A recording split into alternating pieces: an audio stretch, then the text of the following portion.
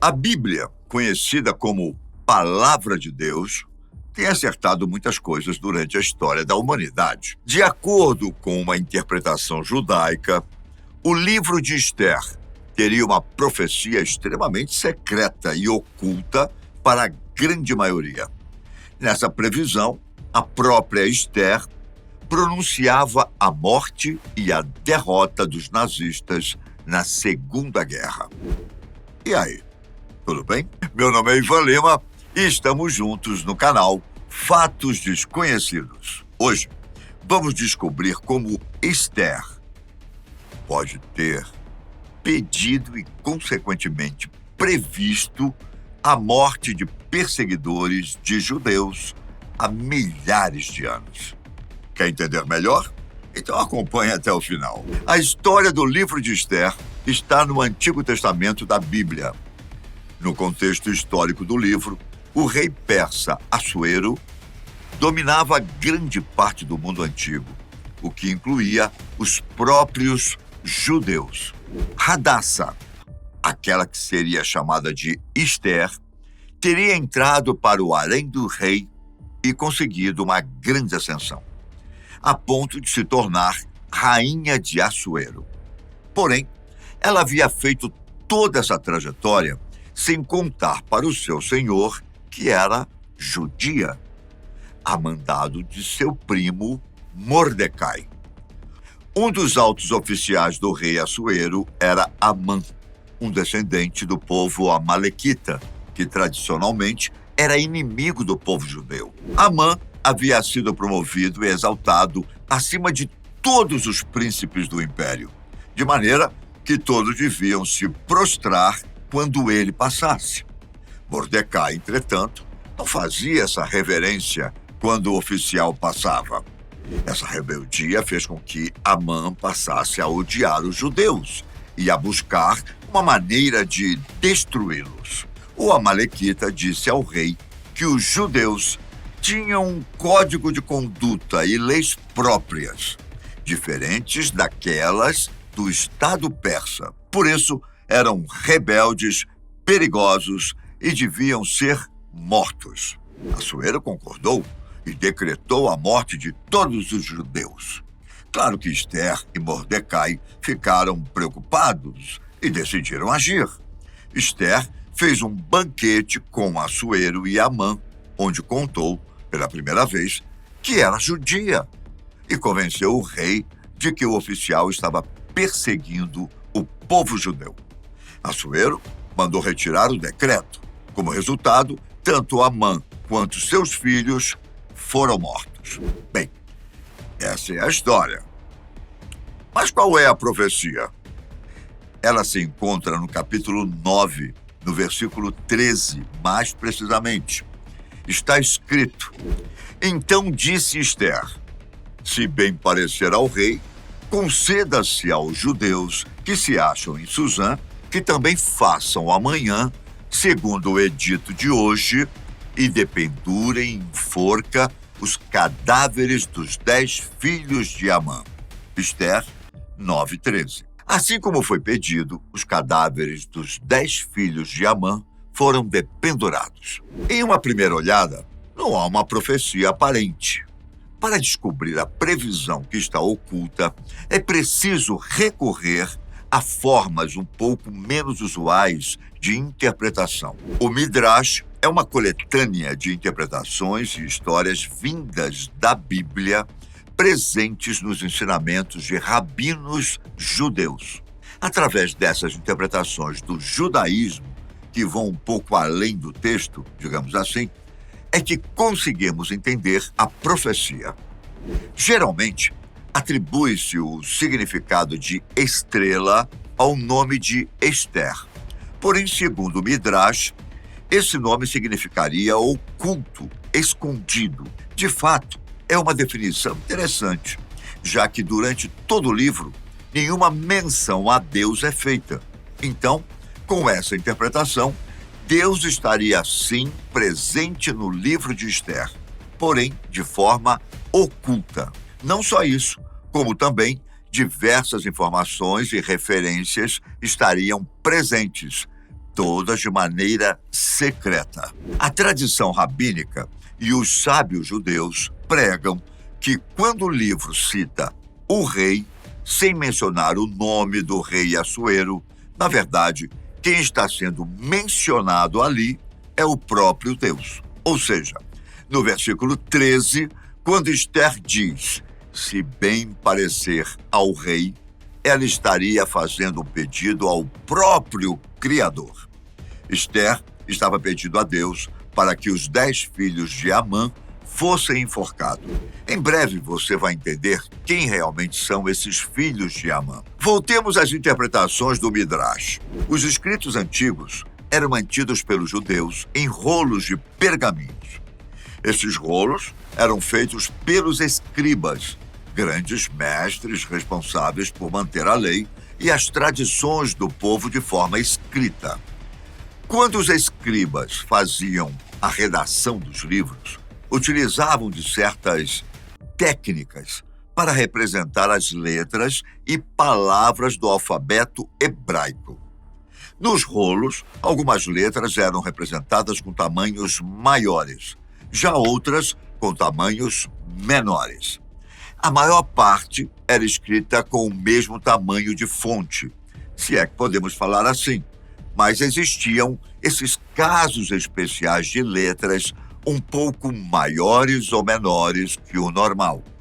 Quando conectadas, essas letras grafadas de forma diferente podem demonstrar outras informações e mensagens antes ocultas na escrita tradicional. No caso do livro de Esther, essas letras do alfabeto hebraico que estão em tamanhos diferentes estão todas entre os nomes dos filhos de Amã. São apenas 4, sendo 3 delas pequenas e uma grande. É preciso lembrar que a contagem dos anos, de acordo com o calendário judaico, é diferente. Para eles, por exemplo, estamos no ano 5.783. Isso porque eles não adotam a vinda de Cristo como marco zero para a contagem de anos. Para escreverem o número do ano, primeiro os judeus escrevem a letra que representa o milênio. Ou seja, no caso de 2022, seria escrito ano 783 do sexto milênio, que é 5.783. Você acredita que as letras diferentes nos nomes dos filhos de Amã formam um ano muito específico? A letra que está grafada maior é o VAV, VAV, que no alfabeto judaico representa o número 6. Já as letras pequenas são o TAF, TAF, o SHIN e o ZAYIN, ZAIN, que representam, respectivamente, os números 400, 300 e o número 7. Ou seja, a letra maior significaria o milênio e as menores o ano.